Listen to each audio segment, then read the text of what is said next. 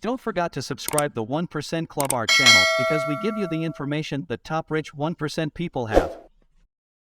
I think they did the worst thing possible, which is they took the middle path. If you think about what the Fed has the ability to do, they obviously have the ability to raise and lower interest rates. But what we don't talk about is they have a balance sheet that can absorb assets.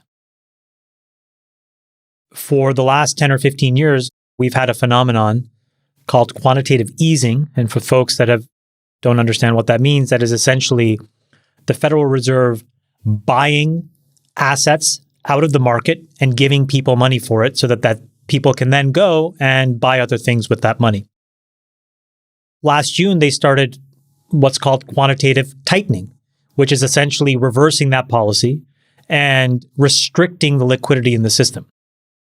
So if you look at those tools and you sort of play a game tree on what the Fed could have done, I think that you have two choices. One is you massively let inflation run amok, where you have no tools to fix, or you have massive illiquidity in the financial system, but you actually do have tools to fix that, which is through some combination of quantitative easing and tightening, depending on how much liquidity you want in the system.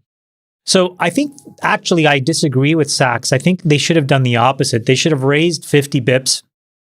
It would have created a little bit more chaos in the short term, but it would have set us up to understand what was fundamentally broken and still give the Federal Reserve the ability to use their balance sheet and use liquidity in the future to solve the problem. They took the worst option, which is neither did they cut, nor did they raise enough. And so this problem that Sachs represents actually is the fundamental problem now, which is you won't have enough clarity and signal to really know whether this 25 basis point enough. Look, I've maintained now for 9 months that rates are going to be higher than we like and longer than we want.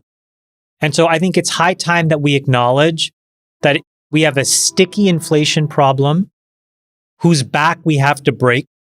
We've known since Volcker era what we need to do that, which is you need to get interest rates to be greater than terminal inflation, which means that a 5% Fed funds rate is insufficient. So we're going to need to see a print of 5.5%, 5.75%. And that's when you're going to have enough contraction. And then the Fed can come back with liquidity.